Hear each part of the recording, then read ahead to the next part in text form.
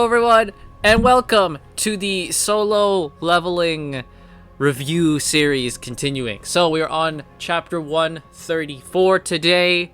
On the last episode, we ended off with Jinwoo and Jino coming to Japan to help take care of that big S-rank gate. So, we start off this chapter with a bunch of civilians in Japan evacuating.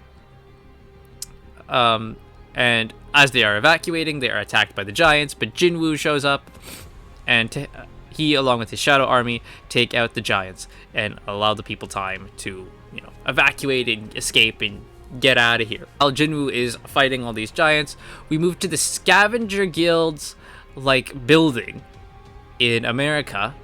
And members of the guild, they're just talking about Jinwoo and how, he refused Norma Selner's upgrade and how they're like, well, whatever, he's gonna die, he's a freaking loser, right? They're just talking about stuff like that. They're like, oh, but didn't he reawaken? They're like, yeah, but what's that gonna do? He's a stupid idiot, that type of stuff, right?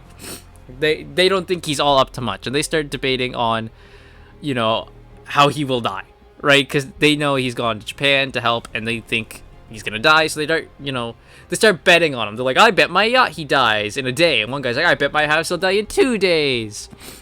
And then the one who interrupts them is Thomas Andre, and Thomas Andre says, I bet this whole building that Jinwoo survives. Good for Jinwoo. He's got Thomas Andre there. Of course, Thomas Andre probably knows all about Jinwoo's capabilities and all that. He probably understands it more than a lot of his subordinates. Well, not subordinates, but, they are subordinates because Thomas Andre is, he's the leader. So, yes, you are his subordinates. And go back to when Jinwoo and Jino first arrived at the airport, and they were met with the old, leader, not leader, but the old, guy from the, Goto Ryuji's guild that Chairman Go kind of threatened. We see him there. And, he pretty much meets Jinwoo and kind of tells him what's up, and he's like, the giants are coming to Osaka, so we request that you focus your defense around Osaka, because that's where they are. And Jinwoo's like, no, I'm not gonna do that. And the guy goes, then what's your plan? And Jinwoo's plan is simply, I'm just gonna take on the giants head on right now. So Jinwoo is right now assessing a lot of the new soldiers he's getting, a lot of the lesser giants that have been killed by his shadow soldiers. He now has them in his army, and he decides he's just going to name them number 1, number 2, number 3, number 4, number 5, and number 6. Okay. I mean, you know what? You can't come up with names for all of them. Sometimes you just gotta number them, right? You just gotta number them. So, the main issue Jinwoo has right now is that while they've been dealing with all these, giants, a lot of the other dungeons that are there have dungeon broke. And he said, so that means other low-rank creatures have taken over the city, so evacuation and suppression had to be done at the same time. So, we're in a state of hell right now for Japan. So far, Jinwoo has been there for 7 days. So he's been there for about a week. Well, I shouldn't say he's been there for 7 days. This whole thing has been going on for 7 days. So about a week already. So he and Jino are just kind of walking through Japan, and they're like, it's all a bunch of ruins. It's all destroyed and everything. And they meet Miss Hanakawa. She was the interpreter for Goto. But she's, of course, a hunter in her own right. So she's here, and she says, there's no one in Tokyo except for me. The extent of Tokyo's damage can't be validated, and the giants all spread out from here. There's 16 S ranks, including Jinwoo. So now we get a breakdown of all of the S ranks and where they are, right? Where have all the S ranks been stationed? And so there's 6 of them in Japan, because obviously Japan's got the big gate going on right now. 2 in China, 3 in Canada, 2 in India, and 1 each in Russia and England. And 3 S ranks have already been killed during all this. So one is, of course, Yuri Orlov, my man got eaten.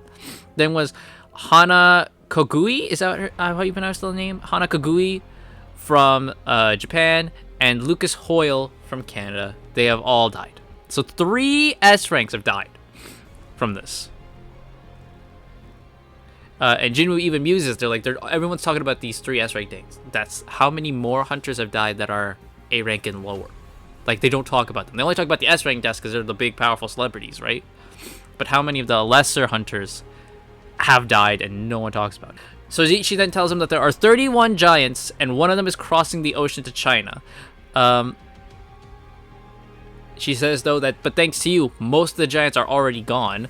Other hunters are fighting the remaining giant, which is, going over to China. So he's like, that's good, right? And Jimmy was like, okay. So that means that there's only one left here in Japan. So I'm sorry, I read that wrong. There was 31 giants. That's how many were at the start of this. And now there's only one here in Japan that Jinwoo's about to fight, and one that's crossing to go to China, which other S ranks are fighting. So there's 2 left, and Jinwoo's only got 1 here. And as he looks at Japan, it reminds him of the devastated city that he went to when he went to fight, when he went to the demon realm. And he's like, well, I need to prevent that. I need to prevent that from becoming Earth, right? So I gotta go after him. We then go down and we see a lot of the Japan hunters, and they're like, oh man, this is annoying. They're mad that they're being left to do cleanup while the shadows actually fight. But I mean, hey, if I was a hunter and I am like, hey, you don't gotta fight, these shadow soldiers are gonna do it for you, I'd agree, man. Whatever.